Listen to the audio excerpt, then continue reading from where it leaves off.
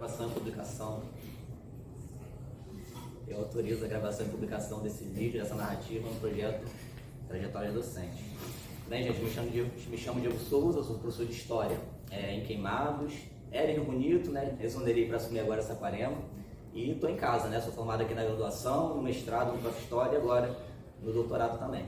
E aí, para falar um pouco, né, responder essa pergunta do curso de por que a gente pesquisa o que pesquisa, eu pensei um episódio que aconteceu comigo no início da graduação, tá? E vou ler para vocês só o início. Começa assim, abre aspas.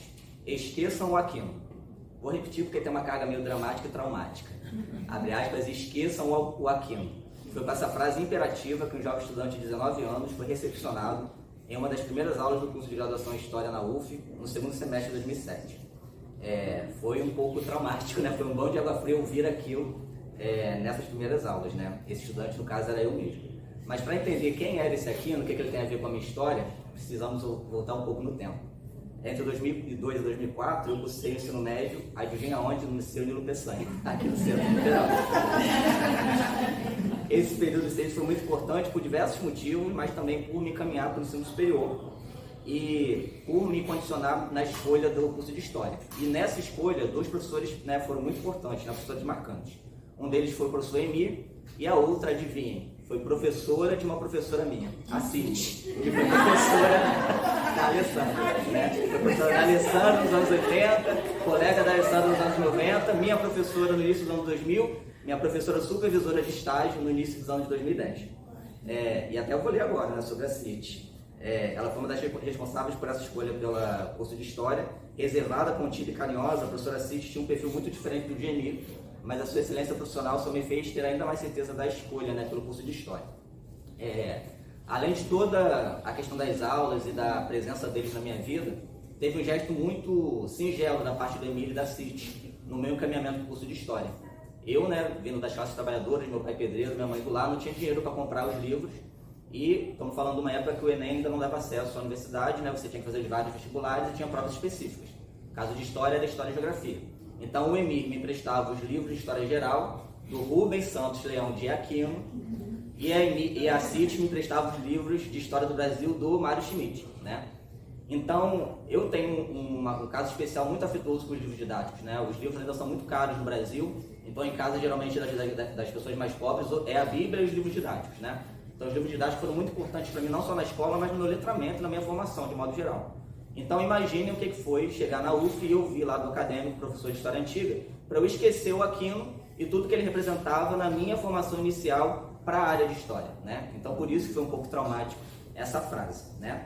Então ao longo da graduação, passei por outros episódios de rebaixamento da escola, dos saberes da escola e da docência, e fui amargando essa angústia, né? Por saber do espaço que estava formando professores para a educação básica, e que não se atentava, né, para essa importância da escola e dos saberes escolares. Mas tive a sorte de, num curso aqui na Faculdade de Educação, começar a entender a área de ensino de História como uma área de pesquisa, né, e começar a ler os autores e autores da área de ensino de História nos cursos aqui, especialmente nos cursos de PPE, com o professor Everardo de Andrade, que hoje é o meu orientador no doutorado, não por acaso, né? Então, durante a graduação, tive esse acolhimento aqui na Faculdade de Educação, mas eu acabei não dando continuidade, né, na carreira acadêmica, era preciso trabalhar, né? Então, quando eu acabo a graduação aqui, eu começo a fazer os concursos, é quando eu passo para Queimados, quando eu começo a dar aula em Rio Bonito. Eu só vou voltar 5 anos depois, de 2018, para fazer o Prof. História, né? E no Prof. História, que é um mestrado profissional dedicado à área de ensino de História, eu pesquisei gênero e sexualidade no ensino de História, né? Depois me mobilizei para tentar o doutorado, já pesquisando outro tema, que seria a questão da atuação dos professores de História e Educação Básica na internet, produzindo conhecimento e compartilhando conhecimento com outros públicos. E a princípio vocês podem pensar, né, que um tema tem a ver com o outro. Eu acho que os dois temas, embora com suas diferenças, eu tento mostrar a importância e a potência da escola, a importância e a potência dos saberes históricos escolares e dos professores e professoras de História, né? E para encerrando, que já são 4 minutos e meio, eu vou ler aqui... Para encerrar a narrativa no meu texto, eu encerrei do modo como eu comecei, também com um micro-relato sobre o Aquino, no outro momento do Aquino sendo citado mais uma vez num curso de graduação. Aconteceu alguns meses atrás, quando o Everardo chamou 4 professores de história, pesquisadores da área de ensino. Eu era um deles, o professor Saulo era outro. E aí a gente estava conversando com a galerinha de PPE 2, se eu não me engano, sobre a nossa trajetória, né, no ensino, na pesquisa, na escola. E aí durante, né, as falas, a Priscila, uma colega nossa do grupo de orientação compartilhada, fez outra fala dramática, que eu vou falar aqui entre aspas, mas uma fala dramática e restauradora. Ela levantou a mão e falou: eu fui aluna do Aquino, né? E aí eu encerro falando o seguinte: que coincidência, não? E que mundo pequeno esse da docência. Parece até que essa rede do magistério, que se estende ao longo do tempo e do espaço, unindo sucessivas gerações de professores e estudantes, em algum momento une todos nós em um só enredo, uma só trama. Dado da realidade ou recurso estilístico um tanto romântico para encerrar uma história? Aí vocês, leitoras e ouvintes, que decidam. Enredado nessa trama, apenas um pequeno nó dessa vasta rede, gostaria apenas de dizer, para finalizar, que os eventos narrados e as pessoas citadas aqui, além de uma série de outras condições e processos, me conduziram para a história, para a docência e para a pesquisa e ensino. E que enquanto professor e pesquisador de ensino de história eu for, o Aquino não será esquecido.